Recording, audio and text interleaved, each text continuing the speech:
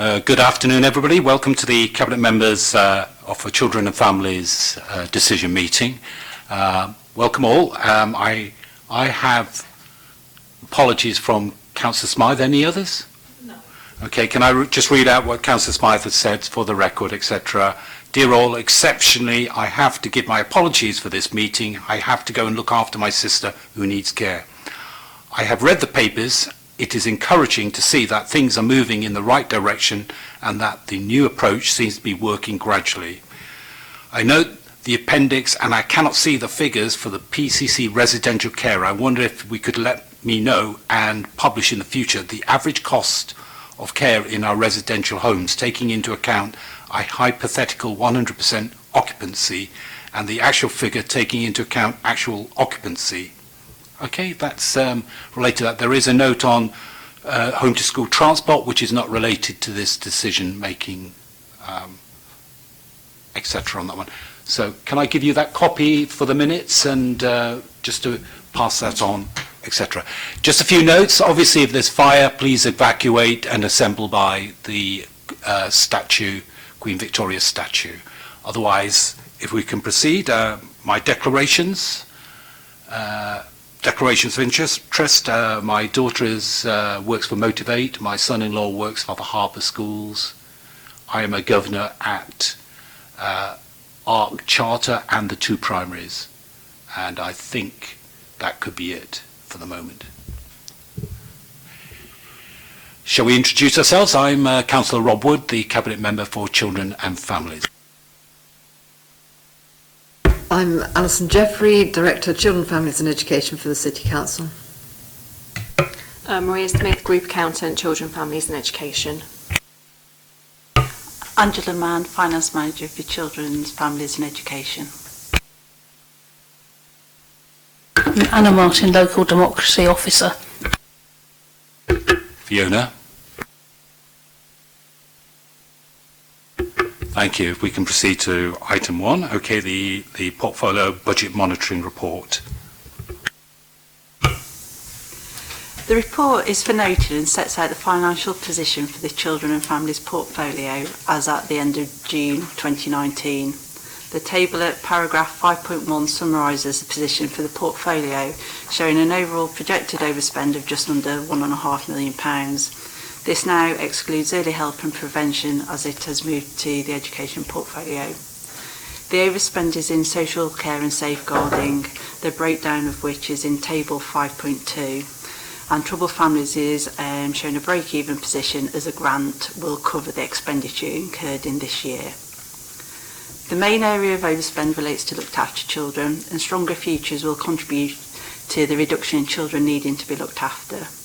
Whilst external residential placements are over budget by 1.4 million, we are forecasting a reduction compared to the position at 18-19, as well as a reduction in independent fostering placements.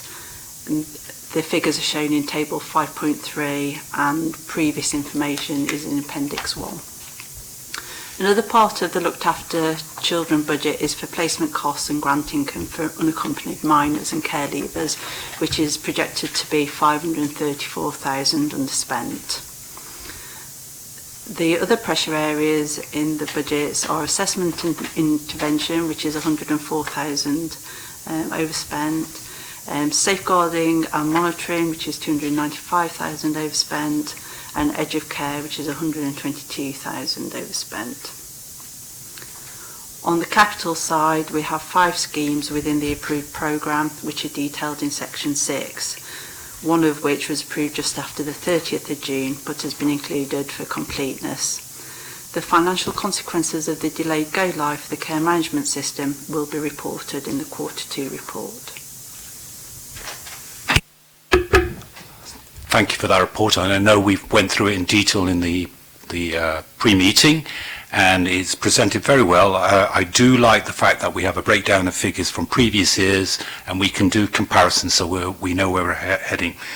Obviously, it's a good story, but beneath this, although we're 1.4/5 million overspent, comparative with the outturn last year where we were 7.7 million right at the end of that, and although we've pushed 4 million and had 1.3 million in, making 5.3. We are currently obviously only 1.4 over, which is around about 6.8. So currently as it stands, and I know that will be swings and roundabouts over the year, we are just under 1 million better off than we were in terms of projection than we were at the end of last year. Now, I obviously know there's still pressure going on, but what I do want to reflect is the good work being in Children's to look at these figures and to utilise better spending in certain areas. So I noticed that the IFAs compared to the in-house foster, obviously we've underspent on the IFAs, the more expensive ones, and we've overspent on the in-house foster cares, which clearly shows that we are looking to build capacity there and bring down the costs on the way. So overall, as Councillor Smythe had said, there it's all moving in the right direction. I've just got 2 people arrived. Sarah, if you want to introduce yourself. Yeah, Sarah Daly. I'm the new Deputy Director here in Portsmouth. Hi, I'm Matt Atkins. I'm the Conservative Shadow Spokesman for Children and Families. So I'm late. I was teaching class till 5, so I've dashed over from the uni a bit. Have either of you got any declarations? No declarations, no. Okay. No, none from me. Right. Where we got to is we've gone through the report, and I was summing up. And in your absence, Councillor Judith Smythe had said basically these were a good set of figures, moving in the right direction, very pleased, but she would like a bit more detail about the residential costs breakdown, similar in vein of this, so we can actually monitor the costs. Because basically, if you remember in previous meetings, we talked about breaking this down a bit more, giving a bit of trend analysis from last year and this year, so where we can see things are moving, and breaking down the cost to see where we're moving. Have you got any questions you want to ask? Sure, yeah. Again, I was encouraged to see a number of positive trends, including, the continued success of foster caring in the city, and congratulations on keeping those numbers high and even improving on your projections there. And it also appears in places where the I might have the other brief of paper, but the unaccompanied minors, is it also the case that those are somewhat down on initial projections? I was unclear from the We have had a quieter period, and certainly we've seen some plateauing. We have also seen a small number move onto other local authorities in line with those local arrangements.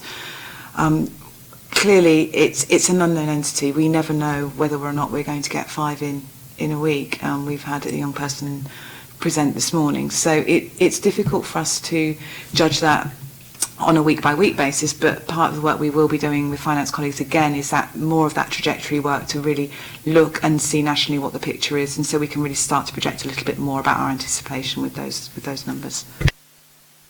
The only thing from the report I found of slight concern is that there were 1 or 2 areas where staffing costs were in overspend. There was the regrading overspend, but there was also an overspend from increased staff numbers to deal with supervising of foster care. Is that correct? Is that something that you anticipate having a means to deal with in the future? Just the number of children coming down doesn't necessarily bring the staffing costs down. Is this a case where budgets are going to be an ongoing problem, or is there some other funding you can look for to kind of cover that overspend? I'll seek to answer that first, and then Sarah may come in as well. One of the areas of overspend is in independent reviewing officers, and because our numbers of looked after children have gone up so much since 2017, we hadn't actually increased our capacity in that reviewing officer function, and that's just 1 additional officer. For the moment, that post will be necessary. Obviously, if we do manage to get our looked after children numbers down, which we very much hope through our strategies we will, then we will continue to review that capacity. In other areas, we've had to increase our number of personal advisors for care leavers, because our care leaving population is increasing significantly, and there was a lot of pressure there. So that's an area where we've increased. We are recruiting posts to deliver the family safeguarding model.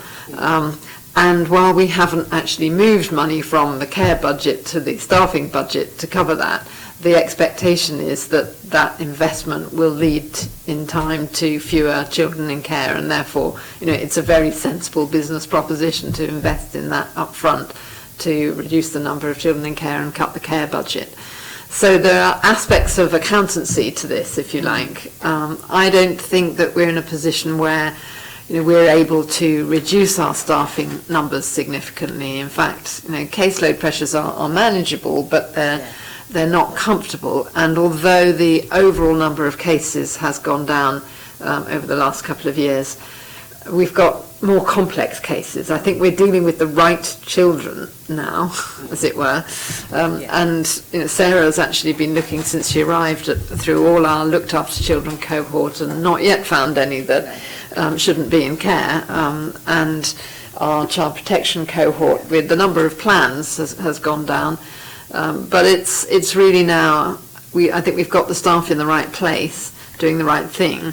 We need to really keep going with that whole family approach to child protection to really keep more families together and not have so many children coming into care. And that's the key financial driver that we need to keep working on.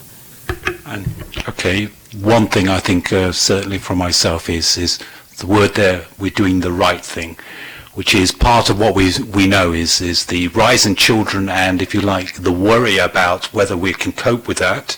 I'm trying to make sure that the service has the ability to take that out so that they're doing the right thing earlier on, because clearly the key thing that we all know is the fewer people into the system, into the pipeline, the better it is, and also how you deal with them in the pipeline means you don't have any revolving door or more expensive ways of maybe caring for the children. So I've been listening very carefully where we should spend the money, and because one of the things that we've managed to do is between us as Portsmouth, we've pushed, as you know, for the unaccompanied minor money, and we got it. Yeah. And in fact, that area, while we're plateau, we're actually in a surplus. So that's one area where although I say we're in a surplus, obviously there's this hidden cost to do with the structure. I know you're about it. Before we get carried away, I think that there is an accounting issue here, really, that the whole of the government's grant is put against the care costs alone for the unaccompanied asylum seekers, whereas actually we've got a larger staff group than we would otherwise have. And if we distributed that grant across the full range of costs in an accountancy sense, I don't think we would find ourselves underspent. But it is the government's uplift on the UAM allocation is nevertheless extremely welcome. We were reckoning that we were spending $1 million over what we were getting, and now it looks as if it's $500,000 under. It isn't really. It's probably just about covering our costs, and we're waiting for the announcement about the care leavers grant allocation for unaccompanied asylum seekers, because the government's been very silent on that for a long time. So we're hoping that again will be really helpful to us. Thank you for that. And so you can see we're pushing on all fronts to make sure we get the correct funding for what we need. We're being efficient, and we're shifting the cost of each of those. So it is a good news story overall, but we're right to just make the point about keeping an eye on staffing costs. Any other questions? No, that's okay. Overall doing a very good job, so thank you. Yeah. Okay, I say well done also. All right, thank you very much.